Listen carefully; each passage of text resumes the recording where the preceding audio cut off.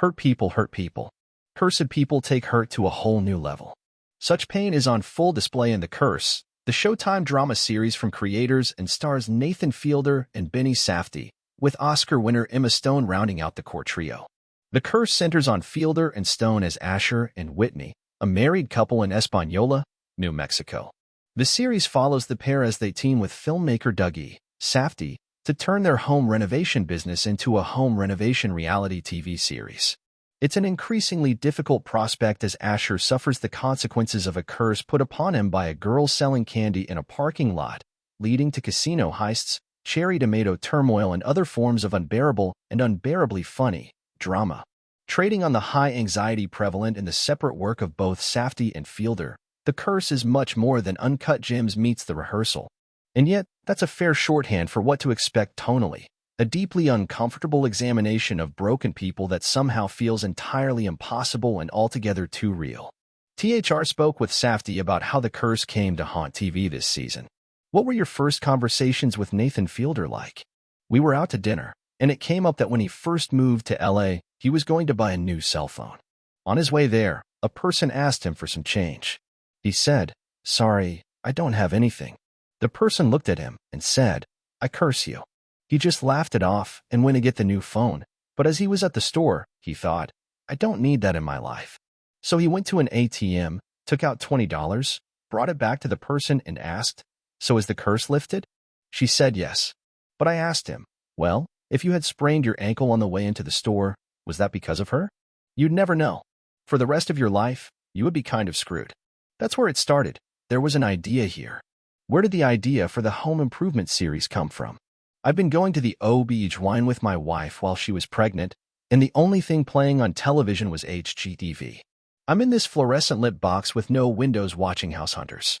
I got deeper into it, watching more HGTV, and there's this slogan, "If you don't like your neighborhood, change it." I couldn't believe it. What is all this stuff doing to society?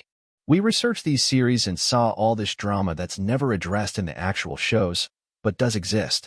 What are the people's problems? What are their lives like? That opened up everything. How did the Española setting in New Mexico affect the series? We wanted it to be as realistic as possible. We only wanted to cast people from the neighborhood. We wanted the real place to be in the show with us, so there would be a dialogue between us.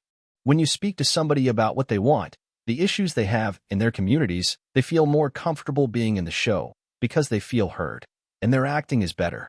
Everything is compounded when you're all working together. It meant we could add and change things all the time throughout the scripts. For example, we're doing location scouting. I see a guy renovating his house, the perfect location, and he tells us he knows this person for casting. You took a home improvement TV series approach to your TV series about a home improvement TV series. Yeah, laughs. Even though everything is fiction, of course. Everything is scripted. But by treating it as we did, and by being open with everybody in the community, everybody wanted to be a part of it, and everyone wanted to tell their side of it. The cashier in episode 1 actually worked at that place. We literally were just including everybody, and all of a sudden, you had a portrait of the place, as well. That's something that doesn't happen when you watch home improvement shows. You never learn anything about the neighborhood. Now, you get that view of the neighborhood in addition to the show. It completely changes how you process the information. Helping you to commit to the reality are the stars of your series, including yourself, Fielder, and Emma Stone.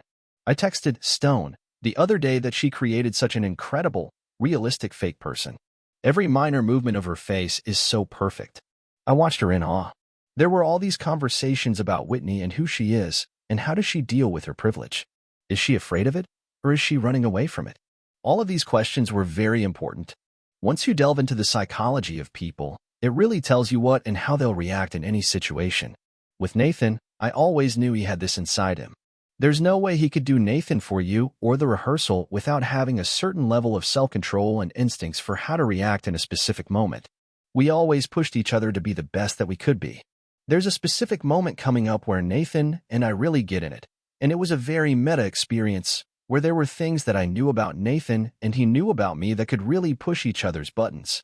It was an amazing way to work together. Is the titular curse real, or is it just in Asher's mind? My question to you is, if the end result is the same, does it matter? At the end of the day, it's still the same thing.